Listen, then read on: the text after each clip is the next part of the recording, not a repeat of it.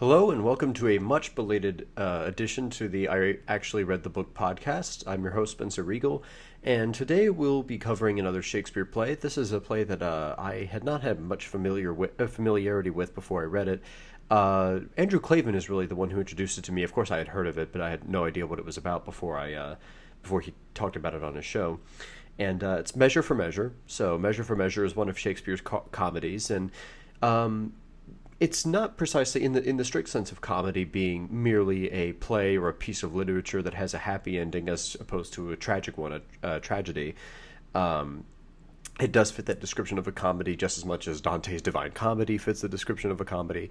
However, there are many comedic elements to it. However, you wouldn't think, of course, the general scheme of the plot is not it is not filled with humor at all. It's a very it talks about very dark, very depressing themes, and the specter of death sort of haunts the entire play, and you'll see why when I start reading from it. So Measure for Measure, it takes place in Vienna. The main character, you could say the protagonist in it, his name is Vincentio, but that doesn't come out that much. He's the Duke of Vienna. And so the Duke of Vienna is announcing the opening scene. He's announcing to his court that he will be leaving. He'll be leaving Vienna for some time and appointing a substitute or a deputy named Angelo. And Angelo. Well, first let's get a quote from the Duke where he explains why. In particular, he's leaving and why he's appointing Angelo. Now, and I guess I should go ahead and say this. Angelo is a man who is reputed for being extremely strict with his morality, is a very capable administrator from what people say about him, but he doesn't seem to have any humanity in him at all.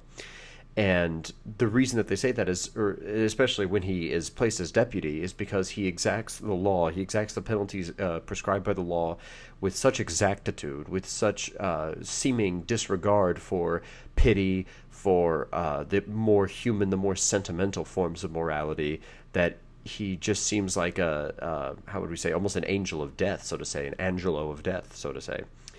And this touches on. What I was just thinking is that Measure for Measure is sort of the Merchant of Venice without Jews, without the whole debate between the law and grace being played out as between the Jews, between Shylock and his daughter, and between the Christian civilization around him. I believe in Venice, yeah, exactly, in Venice. And so instead we have here not exactly the Merchant of Vienna, but it's one way you could look at it. And so in the same way, one of the major themes, and I just want to put this out because I think it'll be useful to understand this before we delve any further, that this book explores the concept of grace and Measure for Measure. At first, when I heard it, I thought it was talking about musical measures. That's not actually what it's talking about at all. Measure for Measure is a reference to a scripture from the Old Testament where evil will be paid back measure for measure, where you give one measure of evil of iniquity committed will be repaid by a measure of not iniquity but of retributive justice. And in the same way, so that's, and the line Measure for Measure is, as we'll see, is referred to explicitly in the play. And so what I guess that's as far as I'll go into for now, because I do want to show how the plot, how Shakespeare lays out everything contributes to creating this image, or creating this message, this fundamentally Christian message, this message of grace over the. Now, we have to be careful here because Shakespeare is not a monolithic author by any means. He doesn't allow one side of a debate to be heard exclusively. And so we definitely, while he does come down on the side of grace, he does have characters like Angelo and the Duke in the beginning express the necessity of executing even seemingly unjust or unnecessarily punitive laws. And so we'll start with this excerpt from the Duke when he's explaining to a friar why he's leaving town. And as we'll see, he's not actually leaving. What he does is he pretends that he's leaving, and he comes back and he disguises himself as a friar himself. And that's also indicative of something that there is definitely a religious message here, that the Duke is taking on religious garb and is acting is bestowing grace, so to say, to different members of the community. There are a lot of less than reputable characters, whom we will meet in the cast, and something that the friar does is he bestows grace. Or the Duke in his role as a friar benefits people in a number of ways, and so we can see that Shakespeare at least is leading us to view the Duke as sort of a Christ-like figure. Now, of course, that's not completely the case, or I don't think it's a trickier case to make than just laying it out like that. But we'll see. We'll see all those things in due course. So he's explaining to a friar when he's leaving. He says, "We have strict statutes and most biting laws, the needful bits and curbs to headstrong jades, which for this 14 years we have let slip, even like an o'ergrown lion in a cave that goes not out to prey. Now as fond fathers, having bound up the threatening twigs of birch, only to stick it in their children's sight, for terror, not to use, in time the rod more mocked than feared becomes, so our decrees, dead to infliction, to themselves are dead, and liberty plucks justice by the nose. The baby beats the nurse, and quite athwart goes all decorum." So there, again, more eloquently than perhaps has ever been put, is the necessity for the rule of law, for the strict and consistent enforcement of what has been written as legislation. And just so you know, I am reading from the Norton Shakespeare. It's quite a hefty volume, so that's why I'm not lifting it up. And so we'll continue here. "I do fear to," and so the friar responds to him, "it rested in your grace to unloose this tied-up justice when you pleased, and it in you more dreadful would have seemed than in Lord Angelo." And so the friar questions, why are you having your deputy Angelo impose these harsh sentences on people when you could have yourself, and with more legitimacy, as the people revere you as their duke? Why wouldn't you have done that yourself and just cast it on to this subordinate officer? And it's interesting that this was a tactic that's explored in Machiavelli's Prince, which I'm not sure we've talked about in this podcast, that Richard II, Bolingbroke, is sort of a Machiavellian figure, that Shakespeare was definitely influenced by Machiavelli. Now, Machiavelli was sort of a bad word in England at this time because, of course, it's not that people misinterpreted his ideas. A lot of people say, oh, well, Machiavelli is just like Nietzsche. People think that, oh, Nietzsche is misinterpreted and then Machiavelli's misinterpreted too. Does he really think that statesmen can commit murder? And yeah, he kind of does believe that under certain circumstances it's justified for princes, for rulers to murder certain nobles or subjects if it's politically expedient. Now, of course, that probably is not the item of first recourse, but it's not to say by Machiavelli's philosophy that would be completely written out. And so in this case, this was the tactic of leaving it to subordinates, leaving it to inferiors in your government to execute certain laws and to create an alibi, say leaving the country, or say if there's a war, or maybe even, I'm not sure if this ever happened, but say in Middle Ages, you could easily see a king going off on a crusade and leaving somebody, either his brother or somebody else, to rule, and having him impose stringent laws. But so when you come back, when the Machiavellian prince come back to town and the people are up in arms because they hate these laws, you're not going to be blamed for it. In fact, you can do away with this subordinate if you're a true Machiavellian and just completely either rouse up the people against him and say, oh, well, and completely break your faith with him, with your subordinate, even though you're the one who instructed him to do these things. And then the common people are, of course, glad to have you back because you're their trusted sovereign, and you're going to take away these, you're not going to impose those laws on them anymore. They're doubly grateful to you. And so then you can just cast aside your subordinate that you use for this purpose, and either you change the legislation, or if there is some ulterior motive, you have that accomplished. And so anyway, that's just some background information. So the Duke goes on. He says, "I do fear too dreadful," and so just to repeat the friar's quote, because there's a play on words here, "It rested in your grace to unloose this tied-up justice when you pleased, and it in you more dreadful would have seemed than in Lord Angelo." And the Duke says, "I do fear too dreadful. Sith 'twas my fault to give the people scope, 'twould be my tyranny to strike and gall them for what I bid them do. For we bid this be done, when evil deeds have their permissive pass, and not the punishment. Therefore, indeed, my father, I have on Angelo imposed the office, who may in th'ambush of my name strike home, and yet my nature never in the fight to do in slander. And to behold his sway, I will, as 'twere a brother of your order, visit both prince and people. Therefore, I prithee, supply me with the habit, and instruct me how I may formally in person bear like a true friar. More reasons for this action at our more leisure shall I render you. Only this one, Lord Angelo is precise, which in this context means it says here puritanical. Now that's not exactly an anachronism, but it's a little too narrow. Is that he's very how would we say, he's very legalistic. That's a better word to use, more broad application there. Stands at a guard with envy, scarce confesses that his blood flows, or that his appetite is more to bread than stone. Hence shall we see, if power change purpose, what our seemers be. And so that's a key line.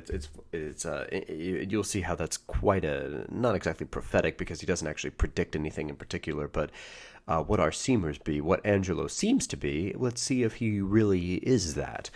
And so also we have other characters. We have I was thinking about how I would talk about Lucio. Lucio is one of the more he's sort of the comic relief of the play. He's always there whenever he's in a scene. He does lighten up the place. He's very funny.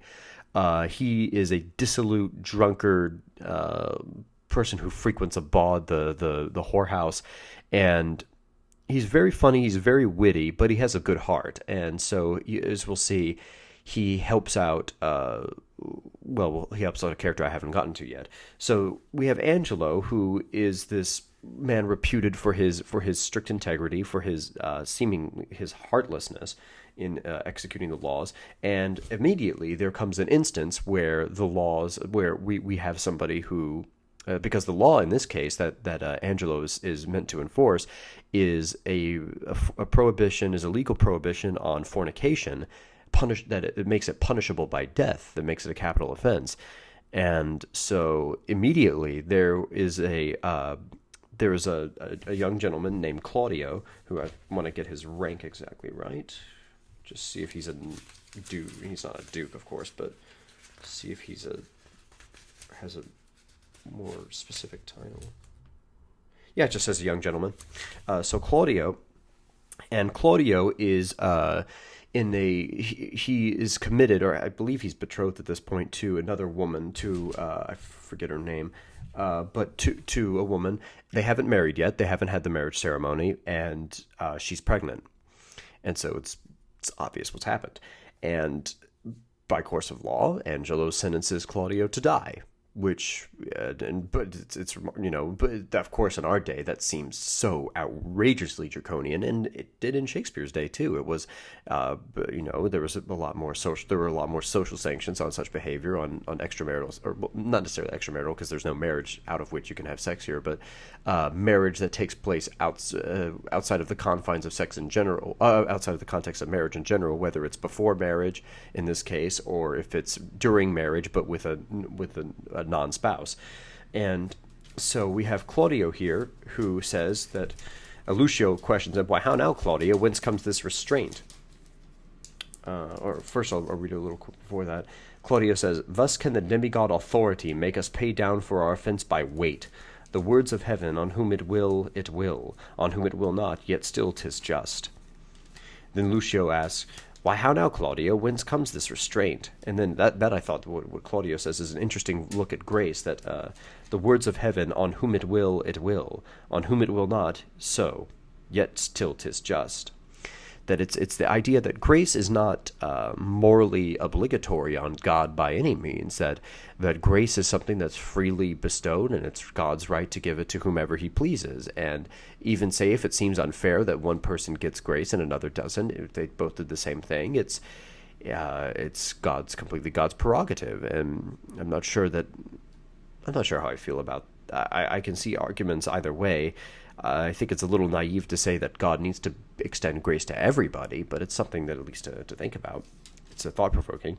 And Claudio says, whence comes this restraint? From too much liberty, my Lucio, to liberty. As surfeit is the father of much fast, so every scope by the immoderate use turns to restraint. Our natures do pursue, like rats that raven down their proper bane, a thirsty evil, and when we drink, we die. And then Claudio goes on to explains, thus stands it with me. Upon a true contract, I got possession of Giulietta's bed. Giulietta, his fiancée. You know the lady, she is fast my wife, save that we do the denunciation lack of outward order. This we came not to, of only for propagation of a dower remaining in the coffer of her friends, from whom we thought it meet to hide our love till time had made them for us.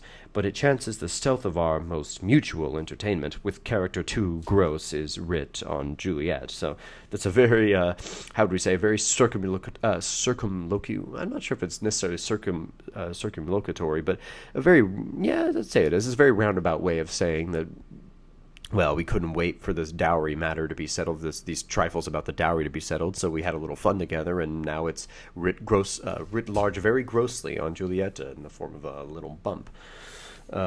And so Lucio has the idea that Claudio's sister, whose name is Isabella, Claudio's sister should go, and she's a nun. She's a novice who's begun training to be a nun, who's begun going through the process of becoming a nun. That she should go and plead with Angelo to release him, because of course women have this power over men to evoke their sympathy, even if it's not. There is certainly this to it later, but even if there's not a sort of erotic element, an attractive element to it, that women do evoke pity from men, definitely more easily than other men do. And so it's Lucio's idea. He tells Claudio to tell his sister to go and plead on behalf of him to Angelo. And so Isabella does do this. So Isabella, Claudio's sister, goes and pleads with Angelo. So I'm just looking through the scenes, making sure I'm not missing anything. There's just mostly not anything, just setting up for the scene that comes, because it's a very important scene.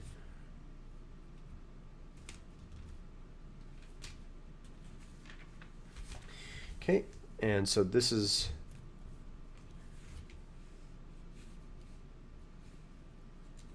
Sorry about that. I'm just trying to make sure I don't miss any insightful lines. So during the conversation, Lucio is there with Isabella, and so talking to Angelo. And so Angelo says, or Isabella, we'll start with her. Angelo says he must die tomorrow. Isabella, be you content, fair maid. It is the law, not I, condemn your brother. Were he my kinsman, my brother, or my son, it should be thus with him. He must die tomorrow. And Isabella replies, tomorrow? Oh, that's sudden. Spare him, spare him. He's not prepared for death. Even for our kitchens we kill the fowl of season. Shall we serve heaven with less respect than we do minister to our gross selves? Good, my lord, bethink you. Who is it that hath died for this offence? There's many have committed it.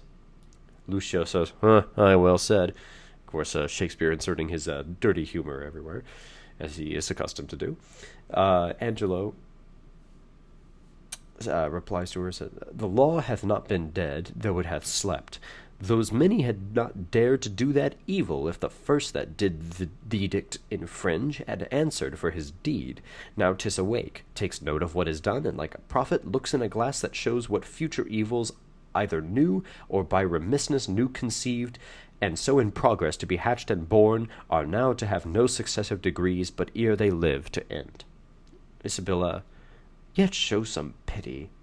Angelo says, I show it most of all when I show justice, for then I pity those I do not know, which a dismissed offence would after gall, and do him right, that answering one foul wrong lives not to act another. Be satisfied, your brother dies tomorrow, be content. So you must be the first that gives this sentence, and he that suffers. Oh, it is excellent to have a giant's strength, but it is tyrannous to use it like a giant. And Lucio says, That's well said. And then Isabella goes on with this exploration of power and how Angelo's use of power, in the sense of standing in for God. It's interesting that it's never explicitly articulated, but what we get in this play is we get sort of a distinction between morality that is properly governed by the state, the province of things in which the government really has a right to form laws, laws prohibiting murder, theft, things like that, things that obviously the state not only has an interest in protecting, but it's its duty to protect. And then more of the social, so to say, to use more modern vocabulary, more of the social issues, more of the, is it really right for the government to make laws regarding sexual behavior as long as, say, it's consensual and it's between informed adults, things like that. And so the question that's raised here by the situation, if not by an actual question in the text, is, well, aren't there some things that really it's not the state's business to govern? It's best left to God to judge these things. It's not that say these things are right. It's just not the place of human beings to judge them. And so we go on, and of course, Angelo believes it's totally within it, that the moral and the legal are, in essence, the same thing, which is the essence of legalism, that the moral law is our law, and our law is the moral law, and there are absolutely no exceptions to that.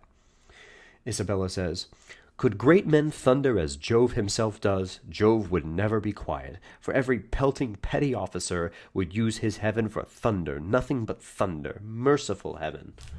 Thou rather with thy sharp and sulphurous bolt splits the unwedgeable and gnarled oak than the soft myrtle. But man, proud man, dressed in a little brief authority, most ignorant of what he's most assured, his glassy essence, like an angry ape, plays such fantastic tricks before high heaven as makes the angels weep, who with our spleens would all themselves laugh mortal."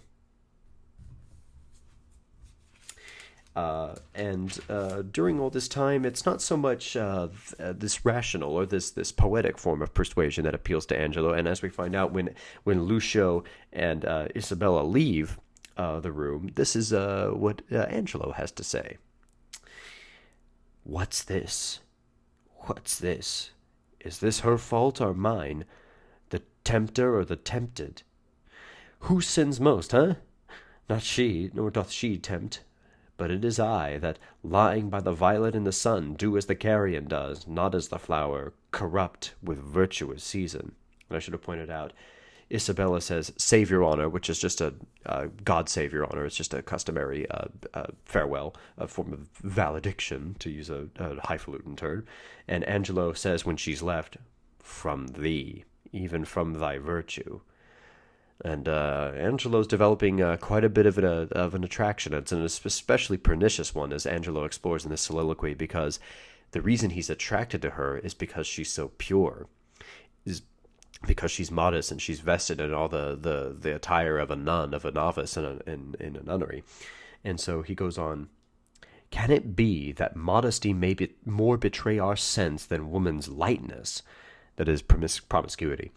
"Having waste ground enough, shall we desire to raise the sanctuary and pitch our evils there? Oh, fie, fie, fie! What dost thou, or what art thou, Angelo? Dost thou desire her foully for those things that make her good? Oh, let her brother live. Thieves for their robbery have authority when judges steal themselves. What do I love her, that I desire her to speak again, and feast upon her eyes? What is thy dream on? O cunning enemy, that is the devil, that to catch a saint with saints dost bait thy hook. Most dangerous is that temptation that doth goad us on to sin in loving virtue. Never could the strumpet, with all her double vigor, art, and nature, once stir my temper, but this virtuous maid subdues me quite. Ever till now, when men were fond, I smiled and wondered how."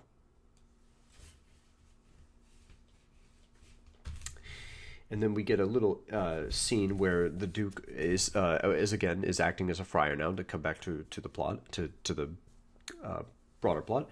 The Duke is visiting the prison, and he finds out from Juliet, from Claudio's lover about this situation, about the fact that Angelo is condemning Claudio to death for having fornicated with his fiancée. And so then the Duke takes it upon himself to prevent this, and we'll see how he intervenes. So Angelo continues in the scene after this. He says, "When I would pray and think, I think and pray to several subjects. Heaven hath my empty words, whilst my invention, hearing not my tongue, anchors on Isabel. Heaven in my mouth, as if I did only but chew his name, and in my heart the strong and swelling evil of my conception. The state whereon I studied is like a good thing being often read, grown feared and tedious. Yea, my gravity wherein let no man hear me, I take pride. Could I with boot exchange for for an idle plume which the air beats for vain? O place, O form, how often dost thou with thy case, thy habit, wrench awe from fools, and tie the wiser souls to thy false seeming. Blood, thou art blood. Let's write good angel on the devil's horn. 'Tis not the devil's crest." And then then Isabella comes back to Angelo to plead with him some more, and this is where Angelo makes his nasty little bid. So Angelo, of course, is thinking that what is sort of the ultimate irony when the fact that he is going to. So first I'll state what it is, then I'll analyze it for its irony. So he's going to propose to Isabella that he will allow Claudio to escape punishment, to not be hanged, not to be killed for fornicating, if she consents to do it with him, if she consents to allow herself to be deflowered by him.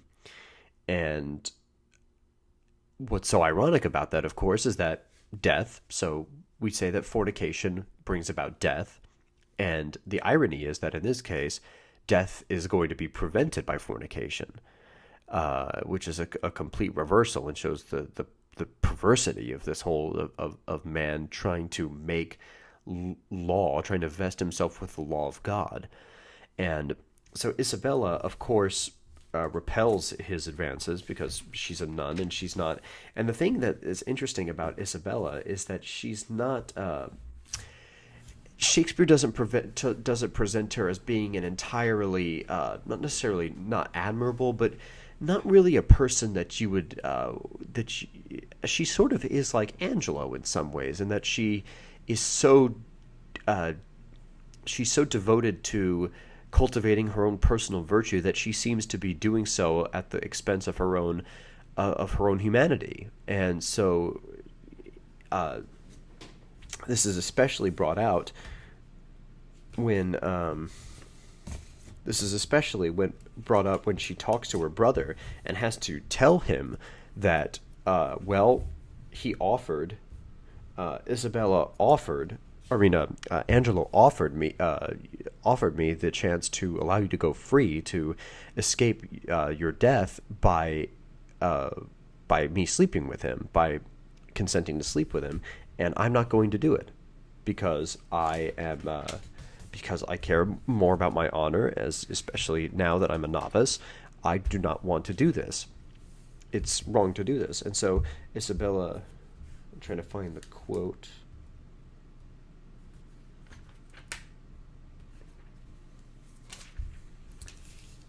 So, but before I get to that, the Duke is talking, and of course, in the guise of the friar, he's talking to Claudio now in the prison, and Duke gives him some advice that is, shall we say, it's not comforting exactly, but it's very profound. Be absolute for death. Either death or life shall thereby be the sweeter. Reason thus with life. If I do lose thee, I do lose a thing that none but fools would keep. A breath thou art, servile to all the skyey influences that dost this habitation where thou keepst hourly afflict. Merely thou art death's fool, for him thou labour'st by thy flight to shun, yet runn'st toward him still. Thou art not noble, for all the accommodations that thou bear'st are nursed by baseness. Thou art by no means valiant, for thou dost fear the soft and tender fork of a poor worm. Thy best of rest is sleep, and that thou oft provokest, yet grossly fear'st thy death, which is no more. Thou art not thyself, for thou exists on a many thousand grains that issue out of dust. Happy thou art not, for what thou hast not, still thou strivest to get, and what thou hast forgettest. Thou art not certain, for thy complexion shifts to strange effects after the moon. If thou art rich, thou art poor, for like an ass whose back with ingots bow, thou bearest thy heavy riches but a journey, and death unloads thee. Friend hast thou none, for thine own bowels which do call thee sire, the mere effusion of thy proper loins do curse the gout, Serpigo, in the room, for ending thee no sooner. Thou hast nor youth nor age, but as it were an after-dinner sleep, dreaming on both, for all thy blessed youth becomes as aged, and doth beg the alms of palsied eld. And when thou art old and rich, thou hast neither heat, affection, limb, nor beauty to make thy riches pleasant. What's in this that bears the name of life? Yet in this life lie hid more thousand deaths, yet death we fear, that makes these odds all even. So I just thought, even though that's not generally what we were talking about, I just think that it really highlights that even in these little incidental places, these conversations that aren't entirely integral to the plot, that the wisdom of Shakespeare is completely manifest. And the fact that what makes Shakespeare so special is just the profundity of his understanding of humanity and of life, and how with what facility and with what incredible, not only just stylistically brilliant, to the point where it's almost easier to believe that, say, that God came down on earth and was a person in the form of Jesus, was a human being, than it was that William Shakespeare was a mortal human being, regardless of whether or not he was a noble, whether he was the most educated person in England, whether he was a commoner, whatever, that there was a human being who wrote those words down, who conjured them up in his head, and wrote these things down for the first time. These things are not, this isn't just some abstract text that has sat on a bookshelf and has just accumulated dust, and, the pretentious scholars in the university have talked about for hundreds of years, and it's just the standard curriculum. There was a time in history where this where this play did not exist, where those words had not been put together, and William Shakespeare was the one who put them down.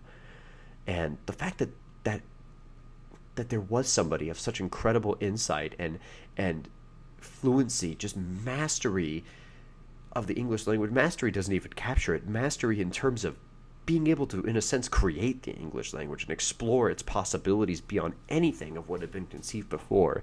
Shakespeare is truly one of the marvels of human history, and I think that's something that's often missed, or because we so revere Shakespeare, at least his name, that's something that we don't actually articulate. We're no longer astonished. We're not properly astonished by what Shakespeare is, as we should be. That the fact that there was a human being who could write like this and who made these plays is just incredible. And anyway, so we'll go on. So Isabella comes in the scene, and she visits Claudio and explains to him that she's not willing to give up her virtue for the sake of his life. Sorry. And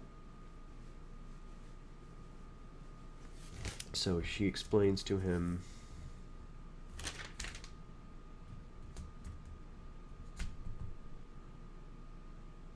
First, Claudio seems to accept it stoically after the Duke's speech there about the vanity of life, and Isabella. But then Claudio changes his mind, a weak mortal that he is, wanting to live. How dare he want to live?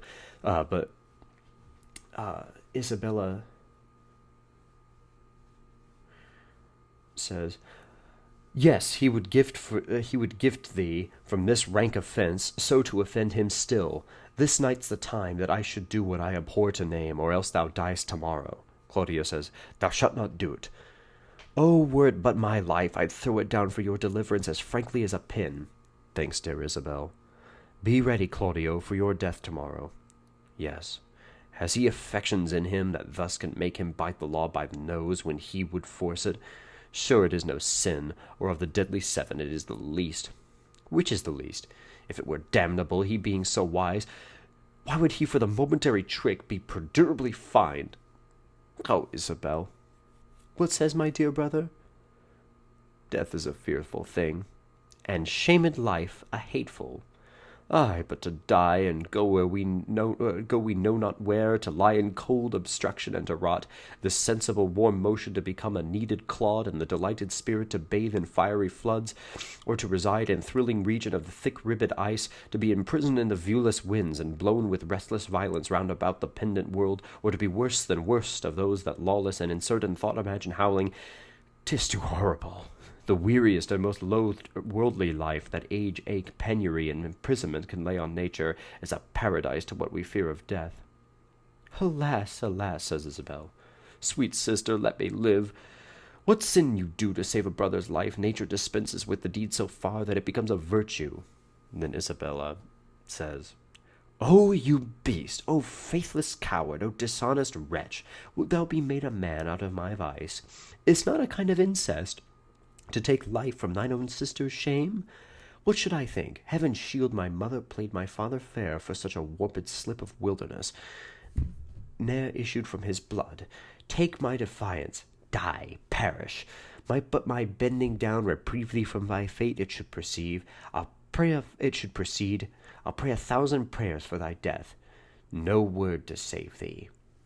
And so we see that again, Isabella is not entirely an appealing character. The fact that she's so focused, she's so single-mindedly set on maintaining her purity that she's willing to just dispense to even question, to even bring up the question as to whether she'll consent to Angelo's proposition, as wicked as it is. It doesn't seem human. It doesn't seem something that it doesn't seem right. And so again, the distinction between humanity and divinity, and when humanity aspires to divinity, which in the case Angelo does through the law, and in the case of Isabella, you could say through the church, through the nun, through becoming a nun, what it results in is that neither is really accomplished, because of course humans can't be divine. Humans are imperfect in nature, but also they sort of throw away crucial parts of their humanity, and so neither man nor the divine can be what it is, can fully fulfill its essence. And so that's where we get these problems. That's where all of these conflicts stem from. Is this fundamental, this sort of, in a way, this metaphysical error, this teleological error, in a way. And so the Duke proposes a scheme, because it turns out that Angelo has a bit of a past too. Angelo had was involved with a woman whose name is Mariana, and Mariana was his fiancée. Angelo was on the point of marrying her, but because there was a disagreement about the dowry, and Angelo being the righteous fellow that he is, he's of course more concerned about his status than about love, or about the more human, the more sentimental virtues, as I described them earlier. Angelo completely leaves her behind, even though she's madly in love with him. And so this is several years ago at this point. And so the Duke finds out about this, and his plot that he reveals to Isabella is to have Isabella consent to do what Angelo does. But what will happen is that he's going to put Mariana in her nun clothes, and the clothes that she's wearing, the habit she's wearing as a nun, and send her to have sex with Angelo, because at this point he took all the vows, and Angelo had taken all the vows with Mariana, and so properly is her husband, but he deserted her.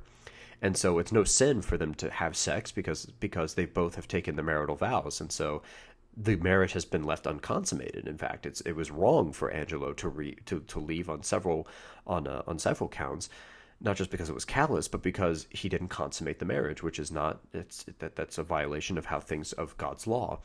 And so that's also, but how would you, I wonder if Angelo would say, would prescribe the death penalty to somebody who doesn't consummate his marriage. Again, it points out the flaws in making God's law human law.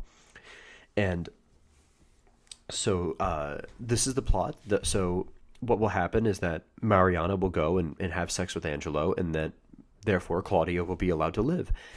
And so this happens.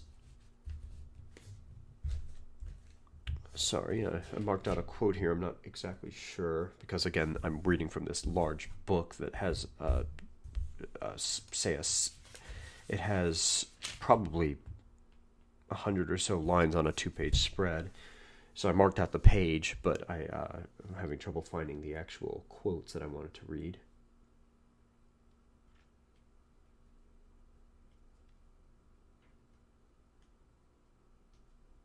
Okay, so this is Duke reflecting on Angelo's fall and the fact that and what this represent and what this means for people who are stringent moralists like him.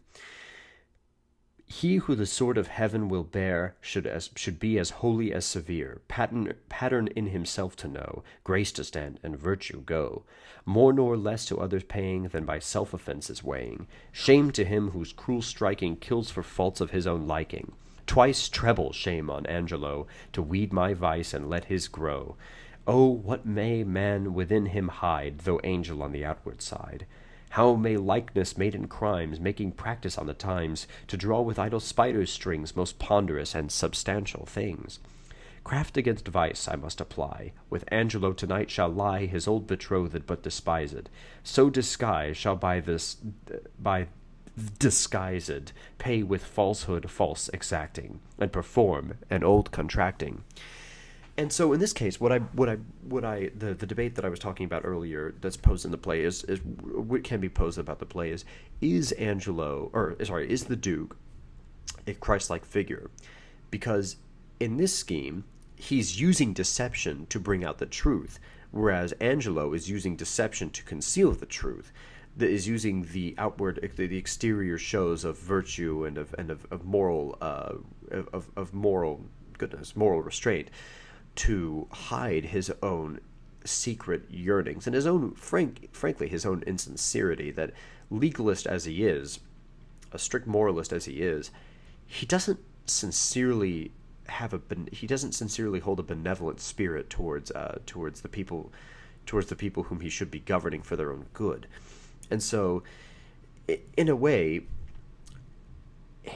again, it's the irony of falsehood bringing out truth, of the will of God, so to say, being accomplished through the most obscure means. The what's often phrased or what's often talked about in terms of valleys and mountains, that every mountain should be exalted or every valley shall be exalted and every mountain made low.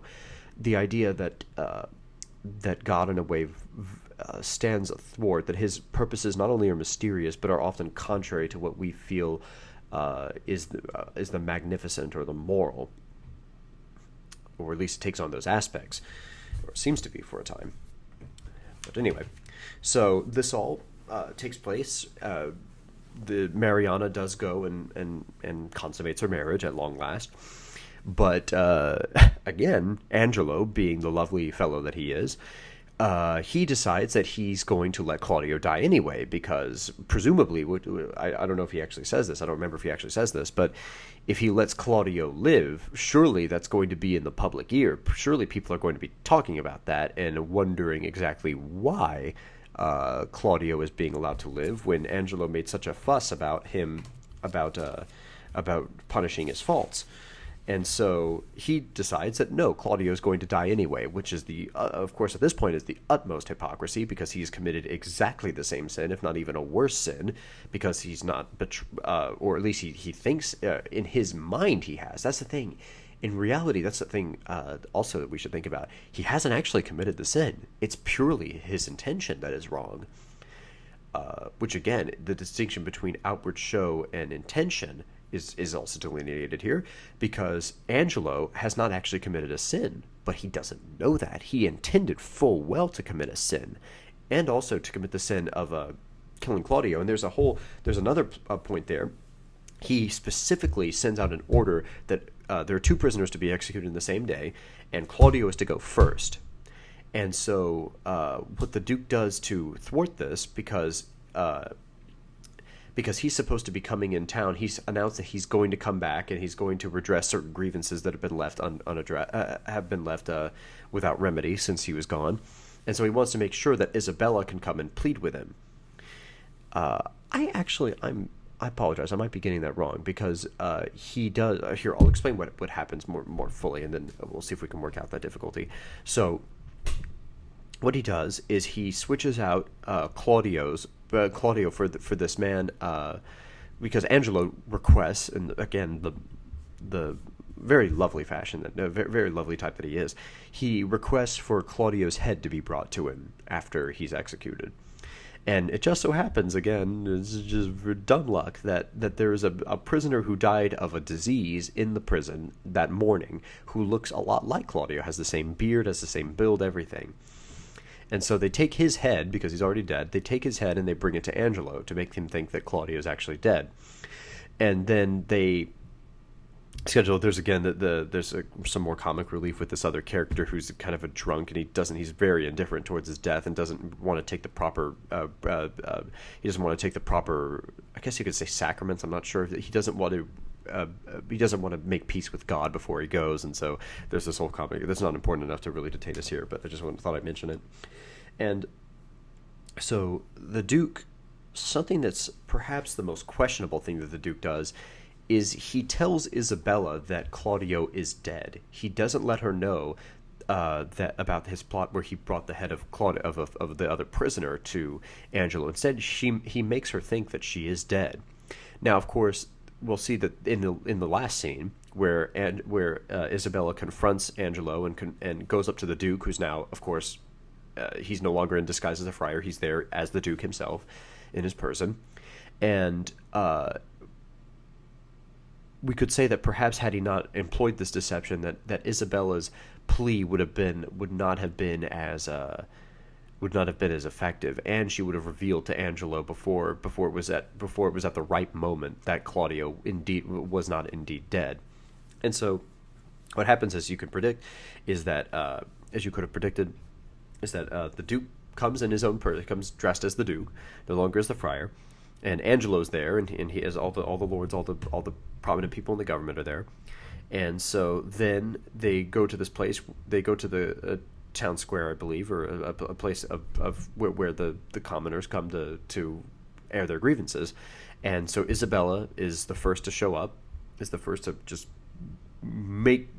go head first to have her grievance addressed, and the thing is that, of course, as the friar, he was telling her to do exactly this, so everything's coordinated in advance by the Duke, which sort of gives him this godlike power, this divine ability to shape history, this divine, he's sort of an embodiment of providence in the way he's able to construct everything. So, again, I don't think you can settle it precisely that he's supposed to be God or is supposed to be Christ, but it's very tempting to think that.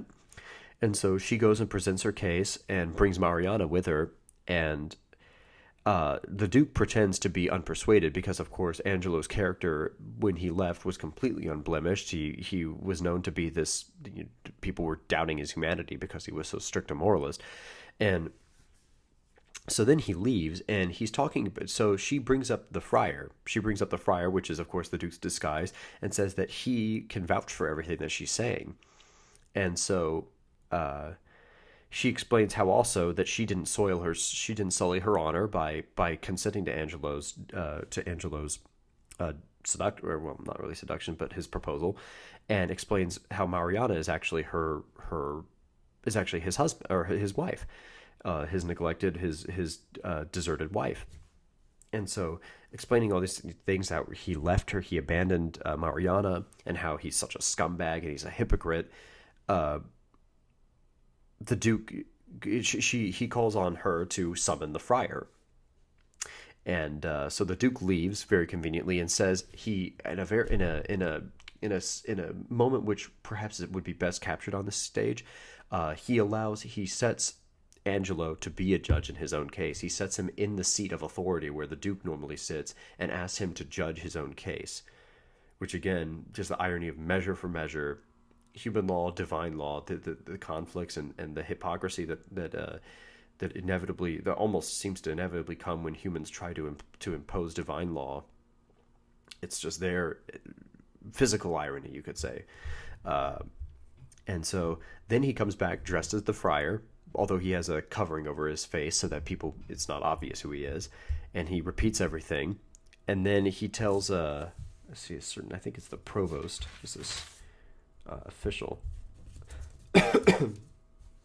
Sorry.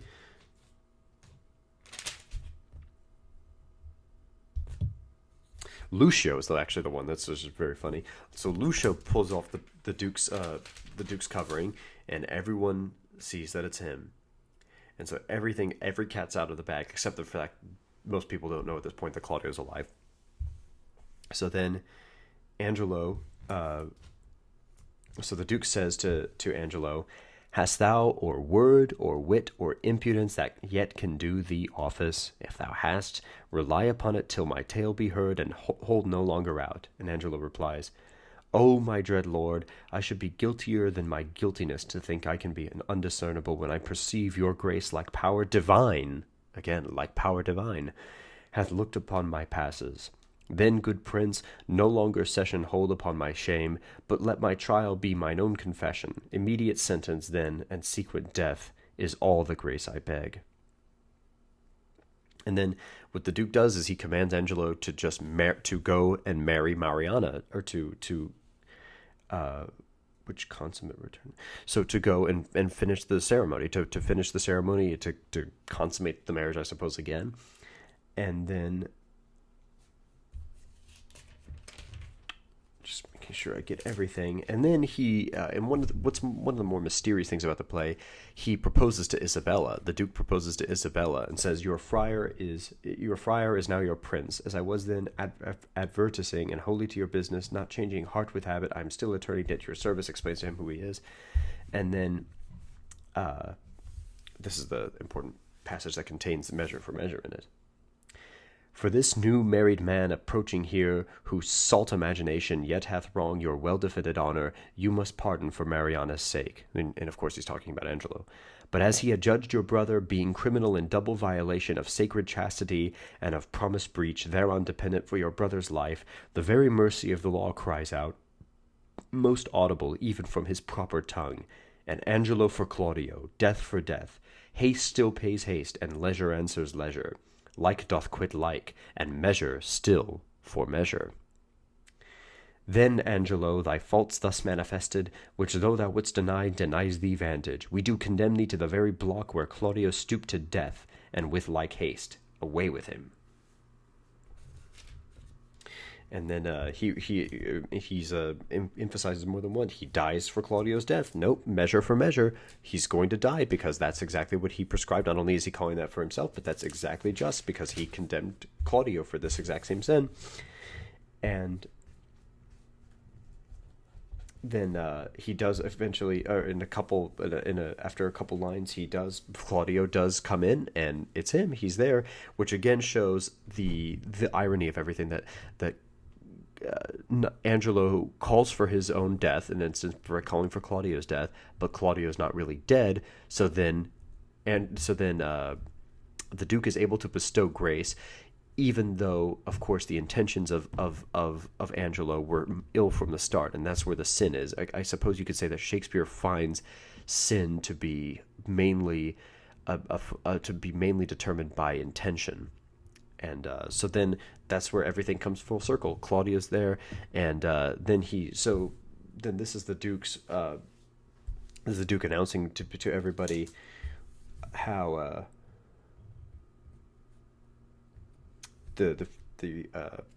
how everything's ending so well, so to say, how everything's comedic.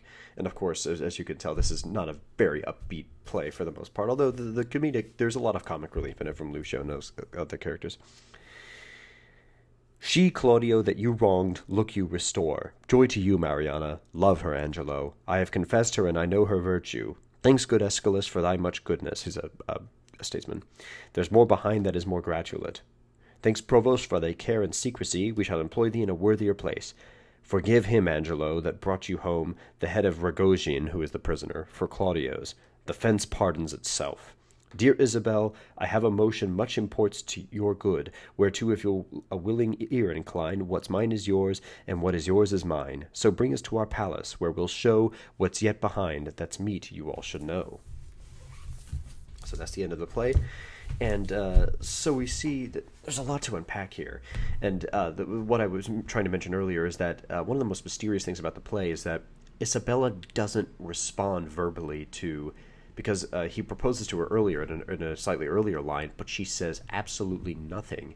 And so the director of a production of Measure for Measure has a lot of freedom with how he can interpret this.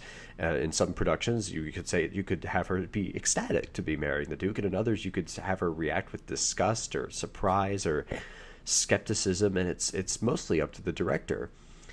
And so that's Measure for Measure. It's a very interesting exploration of justice and about, you could say, not necessarily politics. It's sort of peripherally related, but an examination of why law and why divine law and human law are not only distinct, even though there is overlap. There are, of course, things that are prohibited by divine law that should also be prohibited by human law, but where when we try to impose divine law, when we try to arrogate to ourselves the throne of God, so to say, the law of God, the right to judge in his place, we lose our humanity and we can't attain to God's full goodness.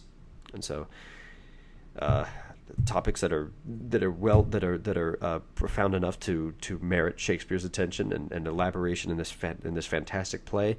And so I hope you enjoyed this. It's went a lot longer than I was expecting, but I'm glad it turned out so well, and I'm glad that I'm back doing these videos again. I've had a rough couple past weeks, a lot of stuff going on in my personal life, and it's just, and a lot of Metal Gear Solid. I'll say that it's not all the personal stuff. It's some more immediate pleasures on my part that have kept me from keeping up with this podcast. But I do intend probably to in the coming weeks to make more than one episode per week of smaller books that are a bit shorter in length, so it'll be easier to cover them, to make multiple episodes in a week, and to release those to make up for all the lost time. So thank you for watching, and we'll see you next time.